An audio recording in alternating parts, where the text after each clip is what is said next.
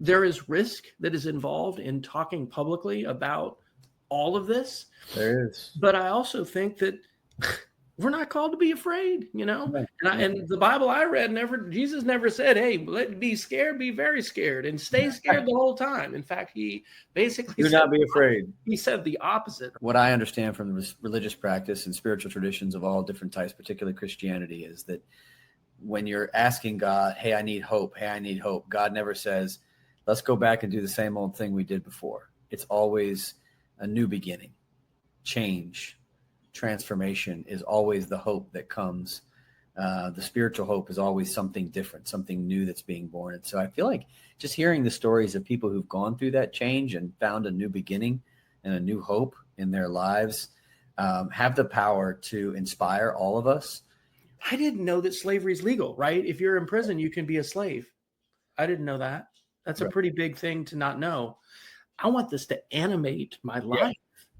Yeah, I love that. It's almost like it's not just a new acknowledgement. You're able to shed the lenses and see differently, but that from that acknowledgement comes a sense of responsibility. Unreroute the rivers. Welcome to Confronting Whiteness, Testimonies of Transformation, hosted by Reverend Ben Boswell of Charlotte, North Carolina. This podcast shares the stories of real people whose lives have been changed through the Confronting Whiteness journey, a program of spiritual formation and anti-racist practice that helps people racialized as white confront their history, privilege, and responsibility for change. Each episode offers a testimony of transformation, stories of awakening, courage, and hope that remind us what is possible when we engage in this work together. To learn more about the Confronting Whiteness course and community, please visit confrontingwhiteness.com. And now, here's this week's conversation. What's up, everybody? This is Ben Boswell of the Confronting Whiteness podcast. I am so excited today to be here with Wes Fryer, who is a media literacy STEM computer science teacher living in Charlotte, North Carolina, who loves to play with media, cook, teach, and learn. He is an avid backyard barbecue enthusiast and loves both using and sharing some of his family recipes. He describes himself as a culture healer, not a culture warrior, and he is the founder of the Heal Our Culture project at healourculture.org. Wes, so excited to be here with you. Welcome to the Confronting Whiteness podcast. Ben, it is an honor to be here, and I am thrilled that this is launching, because I will tell you, I am going to be excited to just hear all these stories, because I'm convinced the storytelling about the journeys we're going to be talking about is an essential part of healing our culture, which I feel like we all need to be pitching in on. Absolutely. I couldn't agree more. And I think the time is now for this kind of conversation. And you mentioned stories. So let's go back to the beginning. How would you describe that religious background and racial formation of your childhood? Well, I'll tell you, the Confronting Whiteness course, which my wife and I were able to experience and participate in about 2 years ago, was, I think, the biggest catalyst I've had for that kind of reflection. So I grew up in a Presbyterian family. We moved around a lot. My dad was military, so I lived in 5 states before 6th grade. But, pretty much just grew up Presbyterian church. I remember we lived in Columbus, Mississippi when I was in 4th and 5th grade. And I think that was the time when the North and South PCUSAs unified. And I remember, having some conversations with my mother about that, just because, what is that? What does that mean? But, I didn't have friends who were close friends who were African American until really I was in graduate school as an adult, and I would describe myself as somebody who lived, kind of in a white culture bubble with a lot of ignorance about a lot of racial issues. Strangely, as an adult, I've felt drawn to want to learn more and to want to be in diverse spaces and diverse churches, and through the ways that we have moved and where we are in Charlotte now, I'm so thankful to be working and teaching in a more diverse school, both from a student and a faculty standpoint than I have previously, but then also to be blessed with a diverse group of friends and a church family. But I would just say that I was largely ignorant of a lot of racial, I was ignorant of my own whiteness, and I was ignorant of privilege. And in writing my own racial autobiography and reflecting upon that, um, I read not Invisible Sun, A Native Son by Richard Mm. Wright when I Mhm. was a senior in high school. And I just was so, I couldn't really connect with that. I couldn't connect with it. Yeah. And I Yeah. really sort of rejected it. And I don't know, I probably don't even have those papers are all gone. Maybe that's good. But, the intersection with it was just really minimal. And I don't think that I have some language for this now. I didn't have I didn't seek and have opportunities of proximity, or I don't know. Mm. It was just, I just wasn't as aware. So it's been really an awakening process for me, as well as for my wife, who grew up primarily in Lubbock, Texas. I grew up in Manhattan, Mm. Kansas for sixth grade on. And so but it's an ongoing journey. That's why I'm a bit sort of intimidated to be here, because I feel like, I'm yet a very, very young Padawan in this process of learning.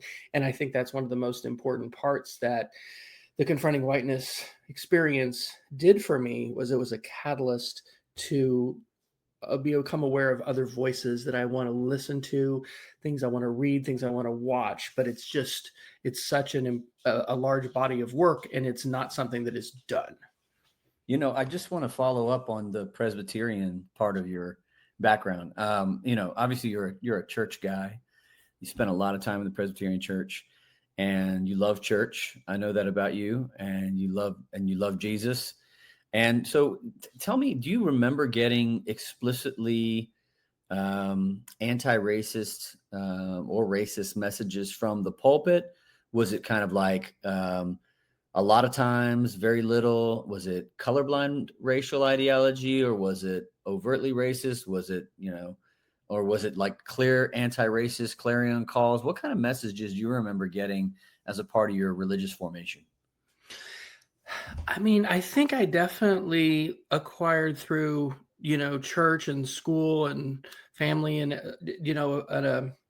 an understanding of human rights and their importance. I went to the Mhm. Air Force Yeah. Academy. I don't know how many, quote, partners of conscience with Amnesty International there were in my class, but like I was, and I knew that human rights were an important reason why I wanted to serve. And I believe the Constitution, was aspirationally pushing us to do those sorts of things. One of my only, and as you mentioned this, eighth grade communicants class, that was the typical, Mm. Presbyterian thing that we did. We got to visit different churches. I remember going to the Kansas City area and visiting a charismatic church, which was diverse, more Mm. diverse than ours. Yeah, I mean, I don't think I had any.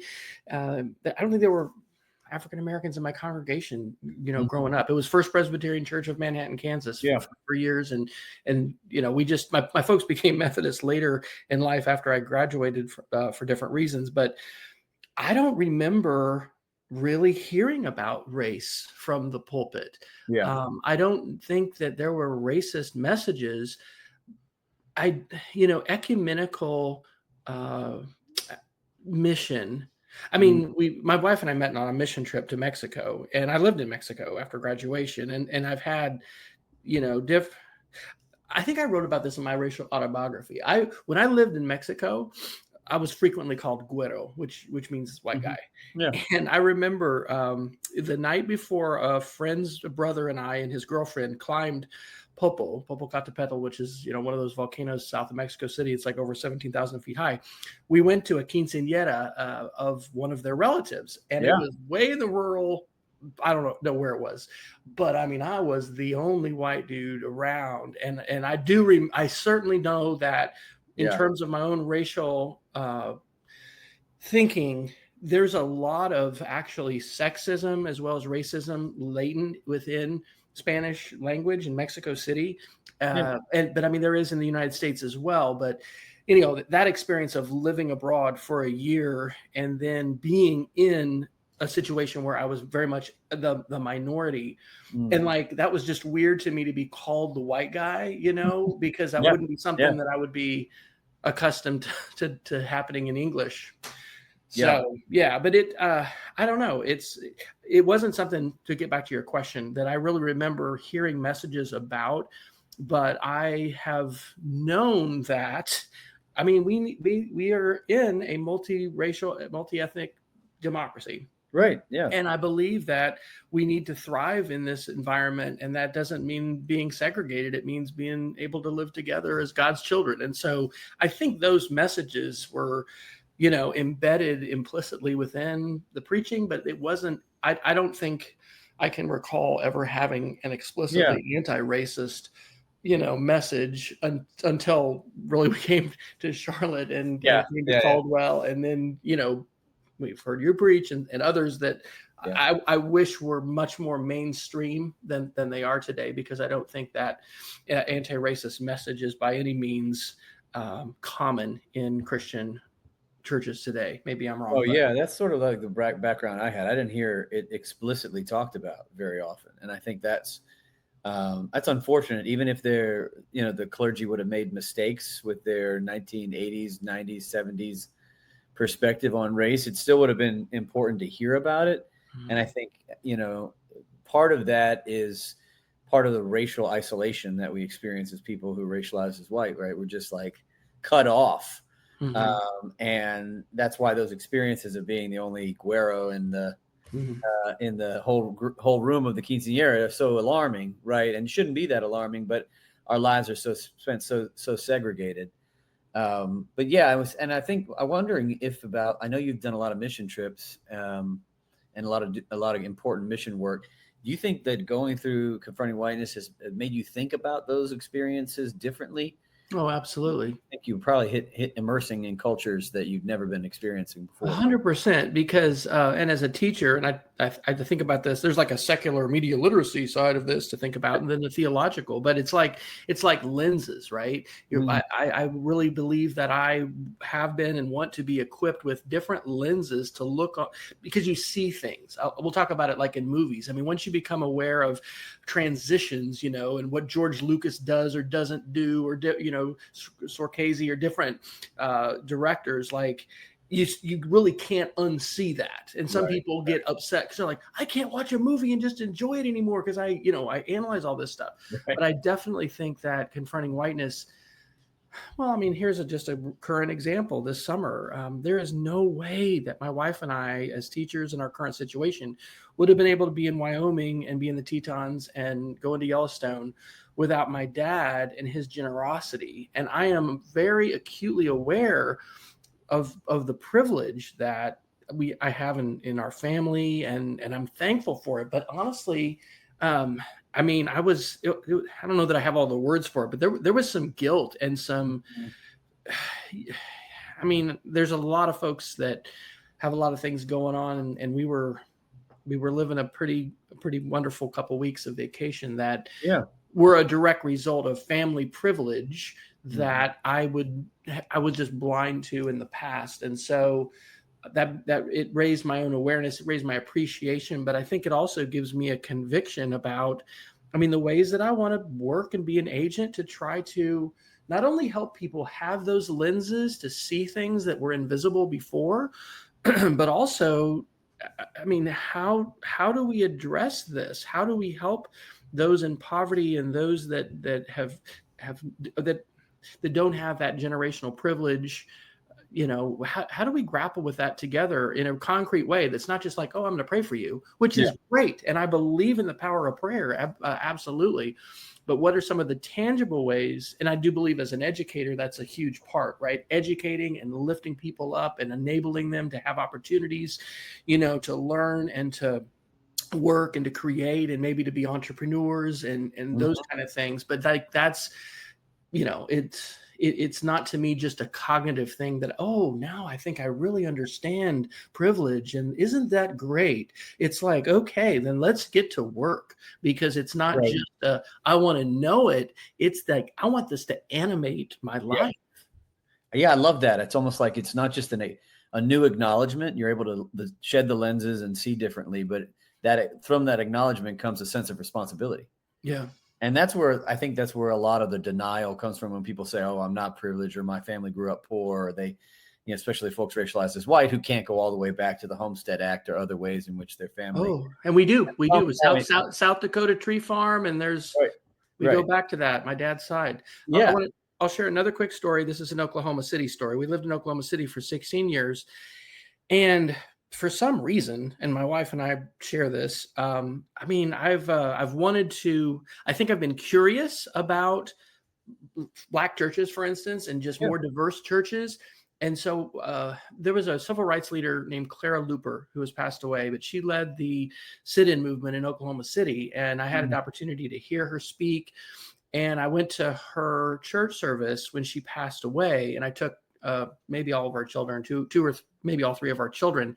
Yeah. And then through friendships they had, visited a Black church downtown in Oklahoma City. And I think, stepping into a majority African-American church community and the gospel choir, we've sang here in Charlotte with our church, with our actual school gospel choir, and went to our director's church. Boy, there's a lot of sort of cognitive dissonance and just a lot of thinking that happens. Like I could go visit just a typical Presbyterian Methodist, whatever, mainline white congregation and probably like have a rather forgettable experience. But there have been a few times where I've really stepped out of my traditional, I guess, church experience. And then that's led to some good opportunities to think and reflect. And of course, one of the things is just like, why are we so segregated? And there's good reason for that. Confronting Whiteness helped me realize there's really good reason why, It was intentional. a lot of African Americans and a lot of folks do not feel comfortable in a majority white environment. And that was not something I was really thinking about or understanding at all prior to the experience of going through the course. Yeah, that's amazing. And I think it's really important, I think, to go back to those places where we have some history now that we've gained a broader understanding of the context of that story. So for instance, I was just thinking, I think I've told you this before, of going to basic training at Fort Sill, Oklahoma. And I know you know Fort Sill, and to get off the plane at Fort Sill and to have that experience as a 17-year-old was one thing, but now I know that Fort Sill, Oklahoma was where indigenous people were detained, where Japanese Americans were detained, and where now immigrants today have been detained. It's the history of incarceration and racialized incarceration at Fort Sill. I didn't know that when I went there as a 17-year-old kid, but this is why it's so important, like you're talking about, to go back to those places with a new knowledge. Yeah, go ahead. This summer, my dad grew up in Powell, Wyoming, and his 97-year-old sister is living in Cody, where our family still is. And Heart Mountain is right in between. And Heart Mountain was a relocation camp for Japanese Americans. And it is a really well done museum there. We visited it before. But, again, going to a place like that with new lenses or better prescription lenses to try to see things really, deepens the experience and also, it further reinforces some of these convictions. I also happen to be reading The Rise and Fall of the Third Reich right now. I'm about 30% through. And it's like, there's so many important lessons of history. And it's not, again, just a cognitive cerebral thing. It's like, okay, if we can understand this history and what's happened, how can we hopefully build on lessons learned and try to do better and to resist effectively against some of the things that have been going on forever. But I think it's so important not to emerge from that experience also depressed and embracing nihilism. Right. and staying with hope and community and finding ways to be hopeful in the resistance and in the work. For sure. Well, talking about kind of moving over to kind of confronting whiteness and the journey that you took with that and how it impacted you. Had you done a lot of anti-racism before you'd done confronting whiteness, or and how did it compare to other? I don't know that I would have. Yeah. I mean, certainly reading Dr. King and, well, I mean, I sort of love philosophy, and it's really depressing to me what a racist Luther was, by the way, because I think at one time before I was as aware of that, I would maybe theologically have said I was more aligned with him. Yeah. Boy, that comes out in the Rise and Fall of the Third Reich and the German people, and what a strong force Luther was, and how horribly anti-Semitic he was.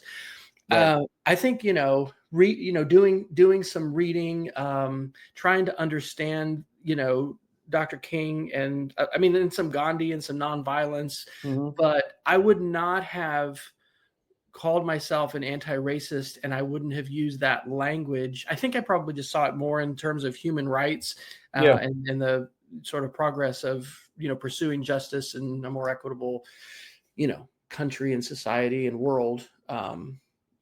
I don't know. Somehow I think I really I think the United Nations and international cooperation is really important, and the values that we can share as a globe, and like Right. and those things that can be rooted secularly and not just within the faith. I mean,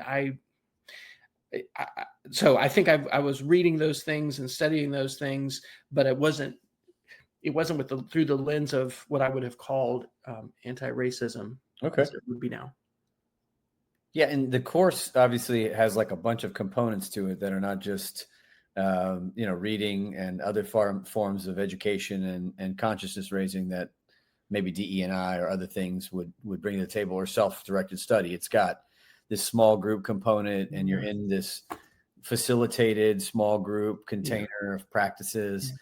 What was your experience of being in that container of spiritual practice, and what was it like for you to Well, walk it? as a student, with our teacher and facilitator Kimbo, I was really surprised at how she really wasn't teaching in terms of like lecturing.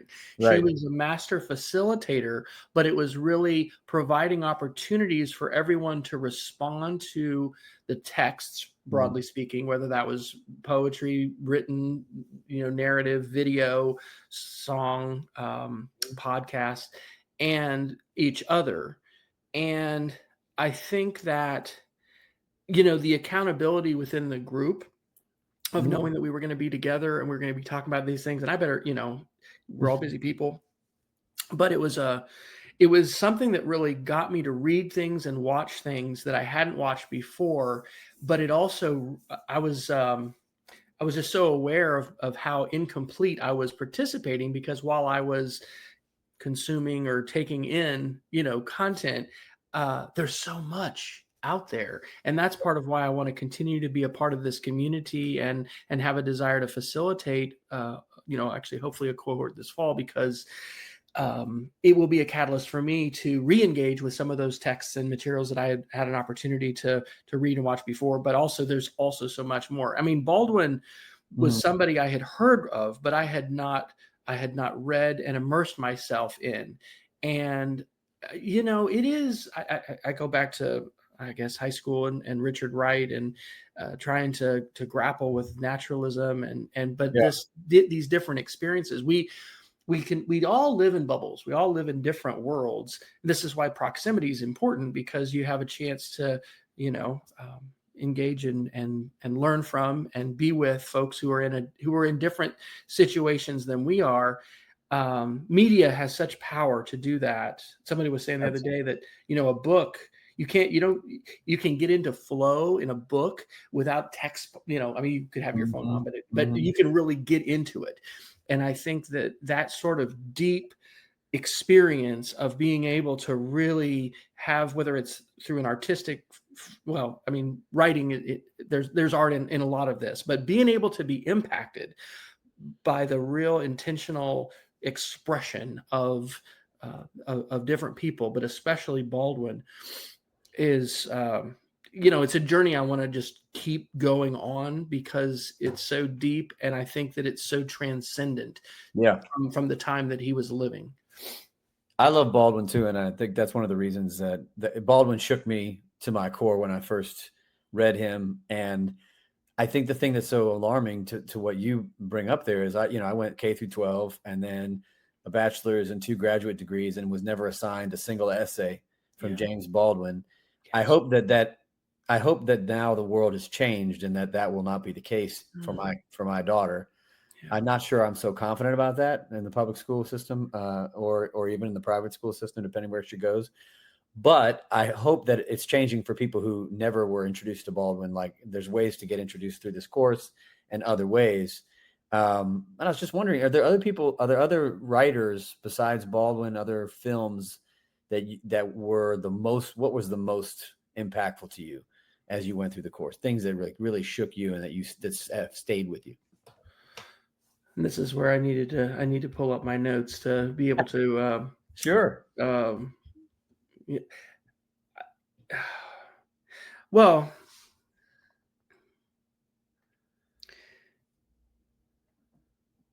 realizing, and maybe you can help me with the name of it, but there was one of the films that really pointed out how incarceration is the new Jim Crow, and how Yep. what 13 we by 13, yes, what has happened with the criminal justice system in the United States is just such a crime in itself. Because I didn't know that slavery is legal, right? If you're in prison, you can be a slave. I didn't know that. That's a Right. pretty big thing to not know. When we were in Oklahoma, there was a project called what was it called? It was called Redeeming the Family, and then the Messages Project. And I think it started in the Carolinas. It's a beautiful program where folks will go in with cameras to prison and invite folks to pick a book and read that book to their child and have it recorded, and then share a message of love with a background that doesn't look prison-like. And then those are given to children at Christmas and Mother's Day and Father's Day and things like that. And I had not, won't go into my experiences with law enforcement, but I don't have an extensive one, but being behind, going in like that to both male and or female prisons and that experience. I knew, like, for instance, in Oklahoma, at that point we were leading the nation, such a sad thing to lead in, with female incarceration and the number of women, parents, single moms that were incarcerated. That really just opened my eyes to that whole side of the criminal justice system.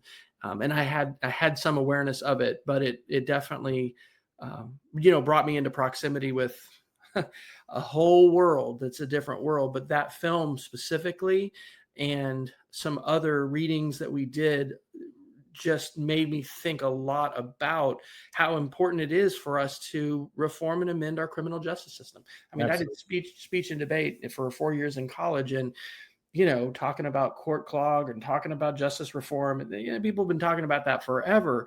And I think that some of these problems are so big, it's just overwhelming to not know where to start. Yeah. But we just can't let that hold us back. We've got to, aspirationally work for reforms and work for justice, and to recognize the ways in which there is the system itself is, it's really working against a lot of folks. And so those are things that I want to continue. I want to continue to see those films that I haven't seen, and, especially Baldwin, but for all of this, I think Confronting Whiteness is a curriculum that, as human beings, we need to immerse ourselves in. And to your point about the school, I've had this thought for a while, like, we don't need to wait for the school to adopt a new curriculum. I mean, I think that we need to be engaged with our local school boards and schools, and I do think it's important to try to push for, a very broad and progressive, set of things that we read, and because this is cultural literacy. There's an E.D. Hirsch book about that. It's important that we know about the same kind of thing, but we have social media, we have the internet, we have the opportunity to utilize this to learn and to share and to empower and equip each other as influencers. And I really think that while there's been disillusionment, and I'm among those folks who did not think, for instance, that the far right and white supremacists would be empowered and emboldened and then would weaponize the media landscape in the way that they have to amplify their message and to really hijack a lot of both social media and mainstream media. I just think that we need to lean into these tools, again, for storytelling, but also for learning, right? Because, hey, okay, you're not in high school anymore, and I'm not either, but that's okay. We can still learn, and we need to learn, and we need to share. And so the format of Confronting Whiteness, to me, having these like required things and then optional things also has informed me as a teacher, Mm. because I love that. Because what I'd like to do is entice folks to, hey, I really want to learn this topic, so let me try to dig into this, and then there's all this additional content. Mhm. I think that's really good pedagogy, and I Yeah. actually use that monthly in these little webinars that I get to facilitate for the Media Education Lab. And it came right from Confronting Whiteness. But it also is what has me coming back, because I'm like, I barely scratched the surface of these optional additional materials. And I think that's also what the community does, is because I think, didn't folks in the community also highlight some films and things Oh, for yeah. me to say, hey, you need to include these movies too? Yeah, that's right. The first group that went through didn't have any films. It was all readings. And while it was still really impactful for the people who did it, that was the pilot group that was like, you got to add some media in this. And so it went from just readings, just articles and books to, movies and music and so much more poetry, and all following the same, pedagogy of written by people of color, racialized as African American, Black, etc., about white people. And that kind of mirror that was happening through the curriculum was creating all kinds of catalysts for changes. But the media, to your point, what I learned through the use of media that I didn't really understand pedagogically was that the media draws us into our hearts. It draws us towards emotion, and where you can get emotional about something you're reading also. But there's something even more profound about watching a film that is highly emotional, even a documentary is highly emotive. Yeah. So one of the things we've learned is that the racism, whiteness as we embody it, is not just embodied as a mental attitude. It's not just something we think, the way we think about the world, epistemology. It's also how we feel about the world. It's a full embodied experience, a fully embodied ideology. And so there's a lot of emotions that occur throughout the course, and people go through a long emotional arc throughout the journey of growth, of learning emotional intelligence. And I just want to hear, what were the emotions that came out for you? What was that like for you? What was your experience? Well, I think some of it is a bit like coming out of the closet with it a little bit, and wanting to trying to decide what can I share and how can I be vulnerable, having Mhm. that safe space to be able to share within class. But I'm like a very extroverted digital sharer, Yeah. probably to a fault. But like, I feel like we, especially as we have transformative experiences in our lives, it's like, knowing the Lord. Like, when is Jesus, and when's God showed up in your life? When are things that have happened? Like, Yeah. I don't think we're supposed to keep those things a secret. I think we're supposed to tell people about that, and let people know.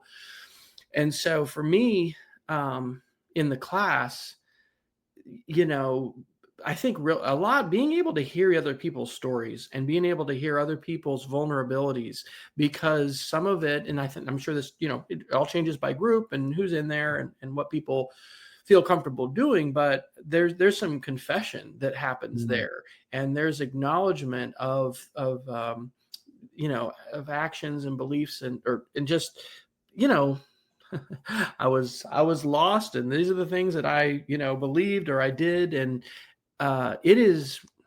it's difficult to not be moved when people are sharing those kinds of very vulnerable times, and when people are experiencing an awakening, and then they're sharing out of that journey. It's Yeah. raw, but it's very powerful. And so I think being a witness to others who were experiencing that, and then also for myself, recognizing that, gosh, there's just so much that I didn't realize, but I want to figure out how to share this with others. And I want to figure out, how to,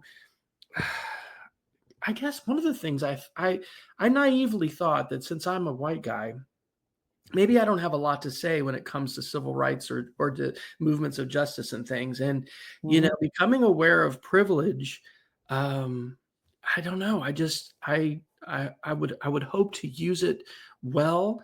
Um, I don't know, to try to help others that are in a place where they're ready to be on the journey, because not Yeah. folks are not, this isn't, I don't think Christianity or any other kind of spirituality is something that we're supposed to be forcing on anybody. Right. I'm I guess a Calvinist or whatever. Like, I think God, he initiates, and like, there's, Yeah. God does stuff in people's hearts, and people can be prepared for doing things. So for somebody else who's like listening to this, wondering, I mean, if these are stirrings within your heart and things that you want to investigate and you would like to move into and deepen your own study and understanding of, and this is a course to do that. Yeah. And it's emotional, Mm. and it is not something that's also finished. Right.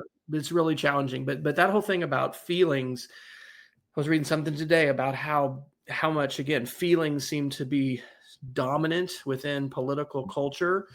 And I think we need to be looking at data. We need to look at things rationally and research and all that stuff. It's a dangerous world if we're just being led by our feelings. Yeah. But at the same time, I think that the journeys the journey that I've been on, and this is another great thing about the class, is like, use the I word, rather than trying to like generalize to people or whatever. Right. Like, I'm going to just tell you about me, because that's who I can tell you about. That was a very strong sort of guideline and expectation within the class that I've really appreciated. And I try to continue to do that. So for me, it is something that I want to continue on as a journey, but then also continue to be able to share and, maybe hopefully be like a catalyst for people who want to come along in the journey and grow, and then also have our eyes open. Okay, so what do we do now that I see these things? How can that change and animate what I do, where I spend my money and donate my money, the groups that I'm a part of, and the kind of work that I want to be engaged in? Because I think that, this is not something to just go, oh, great, I just learned about the history of wolves in Yellowstone, or just something that was like just interesting. This is something deep that it touches the heart of the spirit and our humanity. And, so it's like, it's big stuff. It's transformational. That's why I was excited that the podcast could possibly highlight that, because I think when people share, like, their testimony, or when people share, here's how my eyes were open to a world I didn't know, and how I've been changed. I think that's a pretty strong recipe. And I think that the course is designed to help people have that kind of a experience together in a safe cohort that will enable them to be brave. Yeah, absolutely. And I think one of the key learnings that I'm always hoping that folks get out of it sounds like you've really captured here, which is, once your eyes are open to this and once you see it, it's not like you can take one course or read one book and you're completed with your education. It's a lifelong journey. And if particularly folks racialized as white, who are embedded in that white racial formation in the history of America, it will take us our whole lives. And we won't be done when we're individually, when we die, and we won't be done as a culture when I die. And yet there's still hope, right? I mean, part of the hope is realizing it's a lifelong journey of work, that in and of itself is hope, because then you realize you're never going to be a finished product and you're always a learner. That's the one side. And then the other is, well, yeah, we might not solve this, but the world looked pretty hopeless and slavery seemed pretty inevitable in 1845, right? Or how about during Reconstruction, or how about pick your time. Right. Things look pretty hopeless. Like, how is slavery going to ever be abolished if you're living in 1845, and then, 20 years later is basically abolished, right? So it didn't mean that things got that much better in America and slavery evolved into what it became afterwards, but things that were unimaginable happened in the 20-year time span. And I think we have to be able to believe also that unimaginable things could happen. And one of my friends at school, David Harris, who his podcast is the Teachers Forum, and he's a very strong advocate for racial justice and studying history, and he's a history teacher. And anyway, he's one of my mentors.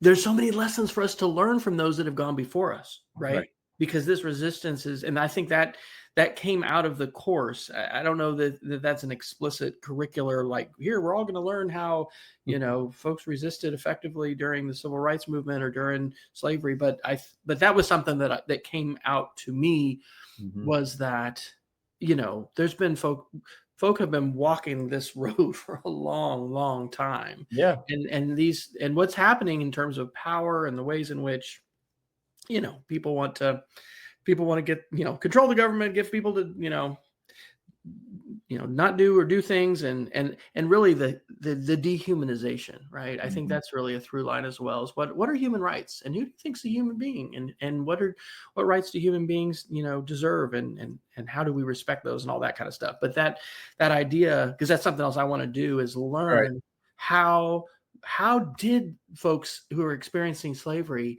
keep their hope? How did they Right. persevere and develop that resilience? And community is one of those strongest things that I know this. We've got to build community, but it's such a delicate thing, I think, to build diverse community, and to anyway, it's the beloved community. But I Yeah. think that's what we need to do: build a beloved community, Right. and build a beloved community with everybody. It's not just folks that were racialized as we were, and folks that look like us. It's this whole wonderful melting, well, I won't use the word melting pot, but it's this huge, wonderfully diverse world that we live in, Yeah. and be in a community together. And I think it's like reading, back to the whole thing about, this isn't just take one course. As teachers, we don't teach kids to read to say, oh, you're good. Hey, you read your first book, you're good. I mean, it's to invite you into a lifetime of Right. literacy and learning. And I see that as the same thing here. This is an invitation to have your eyes open to potentially a lot of things that you may not have seen before, and then to be invited into a journey of continuing to, learn, but also live into community. That's Yeah. I love that. And, it makes me think a little bit about why we study race in the first place. I mean, you alluded to this from looking back at some of the pieces in the course, to try to understand race it's not just it's not a biological thing. It's not something that just, popped up out of nowhere. It has a history. It was created for a particular purpose.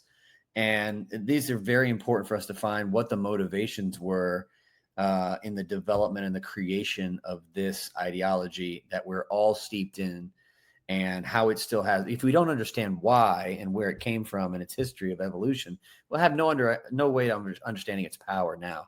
So you've gotten to this point where you've come through the course, and we're on a lifelong journey here of trying to understand this thing. But if you had to define whiteness, which is what the course is about looking at, how would you define it in your own words now, at this point, having gone through the course and thought through your journey? If you had no perfect answers here, so but just how do you think you would define it?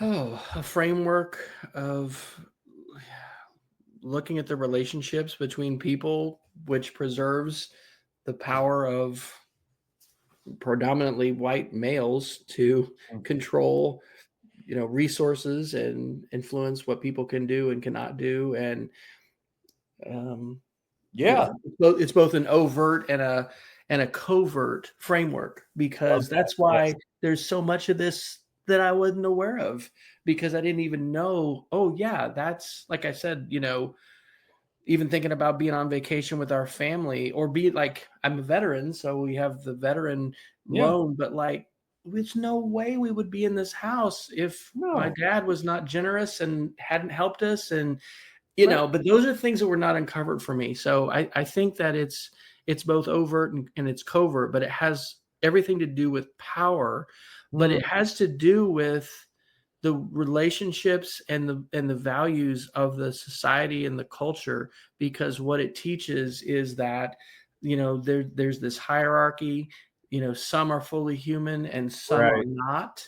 Yep. And power, I guess it's Nietzschean in that sense, because it's very much about those Mhm. who have power and can take power deserve to wield power. And so it's Yeah, I love that you're it, using the language of power and domination and control. and that's the purpose of the setting up of these racial hierarchies and the acknowledgement or heightening of differences between, people who are basically 99.9% the same biologically, and using those as ways of maintaining economic, political power, control over other people. So many times, folks who come into the course before they've ever taken it think about, and I'm not saying that this was you, but a lot of folks think of it as like race is about hating another person.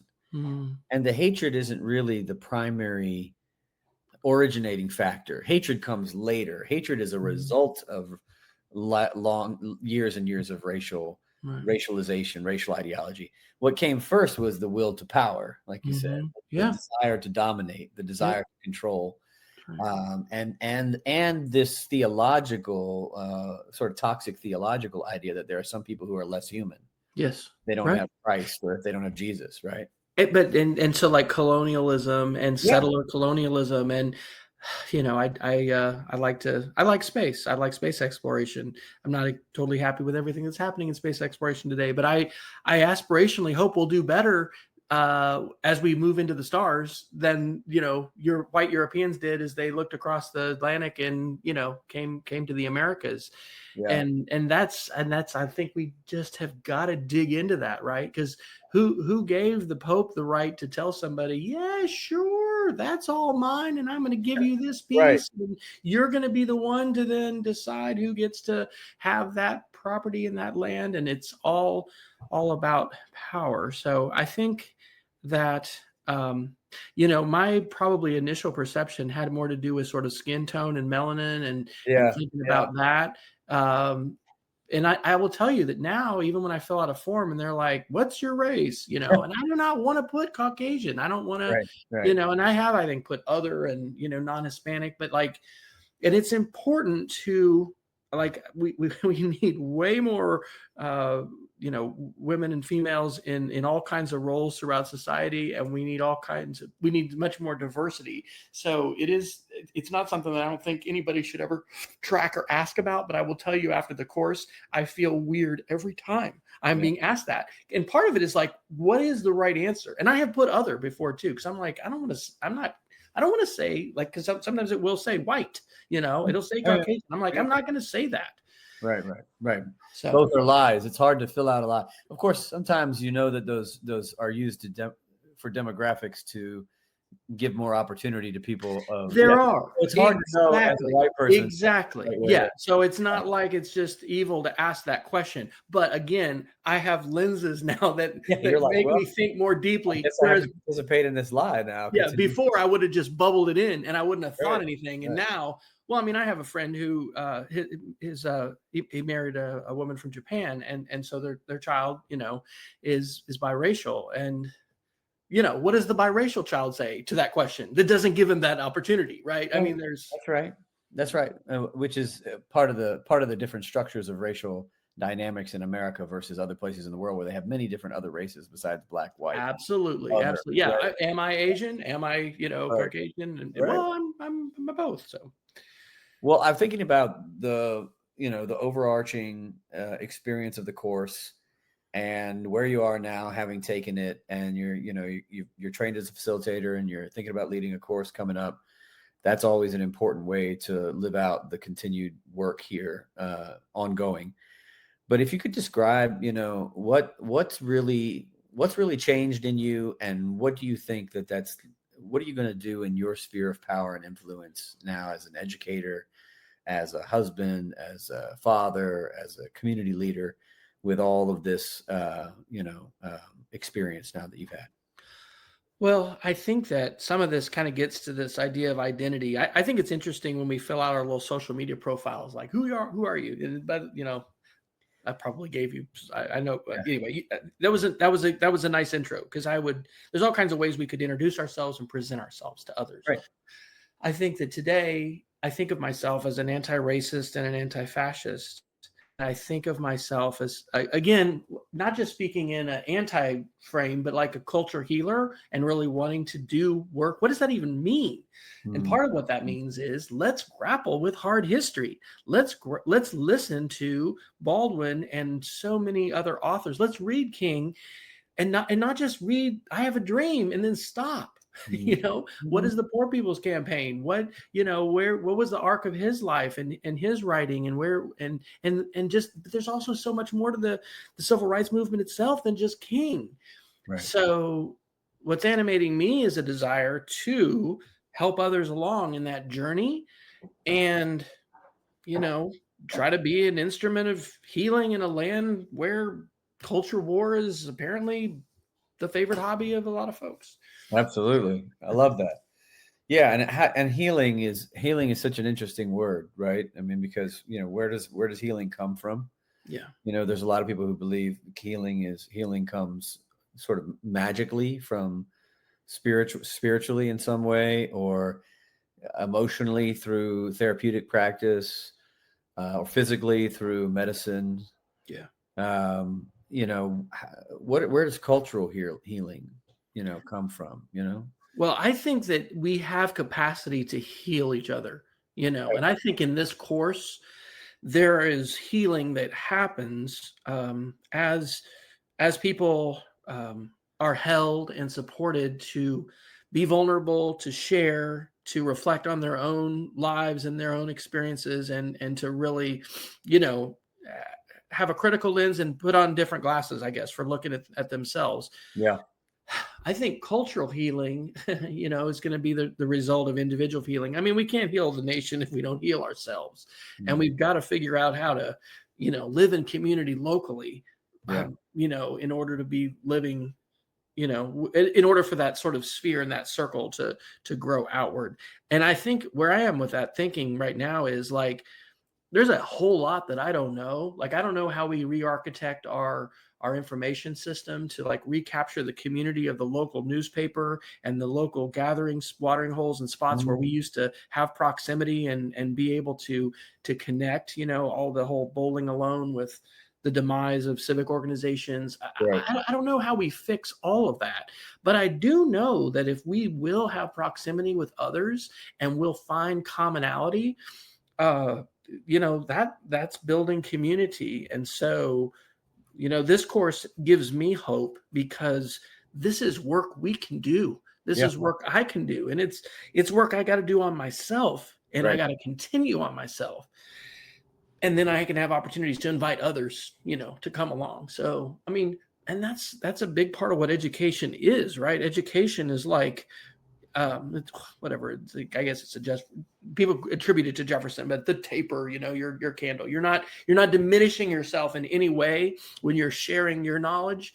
And I think that if we think about education and the transformative and empowering role it can play in people's lives, I think sometimes we think too much about, K through 12 and college, and we're like, Right. that's where the education happens. Well, it should, and we should pay attention to what's being taught and, how it's being taught and all that stuff. But I think, we live in such a great day for lifetime learning. And Yeah. so being a part of helping others, in this journey of saying, hey, have you read Baldwin? Have you watched 13? How are you connecting the dots between things that are in the news and in the world in which we live, and the communities that we live in? And so this is, to me, given me a very tangible, thing like, okay, this is great. Let's do this work together. And I feel very thankful to live where we are and to have this opportunity, because, people are in all kinds of different situations, and there is risk that is involved in talking publicly about all of this. There is. But I also think that we're not called to be afraid, Right. and the Bible I read, Jesus never said, hey, be scared, be very scared, and stay scared the whole time. In fact, he basically Do not be afraid. He said the opposite, right? And Right. so I think, those reminders are really important, because this work is not small work. It's really big work. And, the emotion that we can experience as we, go through different aspects of it. And even as we reflect on it, it's indicative that, like, this, we're not just memorizing states and capitals here. We're Yeah. doing our multiplication tables. We're doing some really deep work that it requires courage, but it also, I guess, just requires a lot of care and loving kindness and respect, and a lot of the values that, I think, it's the kind of community I want to be a part of. And if you're in a supportive community like that, some real powerful transformation can happen. And it's and the fact that this doesn't just have to be isolated, like, oh man, when I was in third grade, I had a great teacher and a great experience, and that was so great. No, like, this is something that is ongoing, and there's a group of folks who are intentionally, working to enable this kind of community to grow and flourish, and to invite more people to be a part of it. Yeah. Wes, I'm so grateful for your time with us. Thanks for spending some time on the podcast. Thanks for coming on and sharing your story. When we get to hear the story of people going through transformation, I feel like we're standing on holy ground together. And so just really grateful to you. Well, let me throw a question to you. You said that this has been on your heart for a while, to have this podcast. Why do you think this has been on your heart? And what is your hope for what this podcast can do or can be? I keep thinking that so many people have told me that their lives have been changed by participating in this course. And I think the world wants to hear stories of people changing, stories of transformation, because in the end, what I understand from the religious practice and spiritual traditions of all different types, particularly Christianity, is that when you're asking God, hey, I need hope, God never says, let's go back and do the same old thing we did before. It's always a new beginning. Change, transformation is always the hope that comes. The spiritual hope is always something different, something new that's being born. And so I feel like just hearing the stories of people who've gone through that change and found a new beginning and a new hope in their lives have the power to inspire all of us. And I want to be a part of that. I want to be able to share that. And there's so many people who've been through the course that will never get the chance to talk about their experience, because they're not people with a platform, right? And so to have an opportunity to get, these are regular folks that we're going to have on the podcast. These are church members and educators and teachers and lawyers and bankers and folks that are just going through life and then had this experience and it changed them. And I think that there's so little of that. There's so little of us talking about that. We talk about all the big things. It's like having kids, going through a divorce, medical issues. It's never like, well, what about that radical enlightenment experience that you had, that epiphany? So that's what I'm trying to bring to these conversations. Yep. Well, I'm honored and thrilled to be a part of it, and want to just continue to help this occur, because it's personally transformational, but the chance to work on something bigger and to, it's about sharing, and it's about being able to also encourage others to be courageous through community. And I think we need both hope and courage in today's society. So this gives me both, and I hope it brings others both as well. Me too. Thanks, Wes. Thanks for your time with us on the podcast, and we'll hopefully get a chance to talk to you again soon. Thank you. Unreroute the rivers, let the dam. Thank you for listening to Confronting Whiteness, Testimonies of Transformation with Reverend Ben Boswell. We invite you to learn more about the course and the community by visiting confrontingwhiteness.com. There you can explore resources, register for a group, and find ways to deepen your own journey.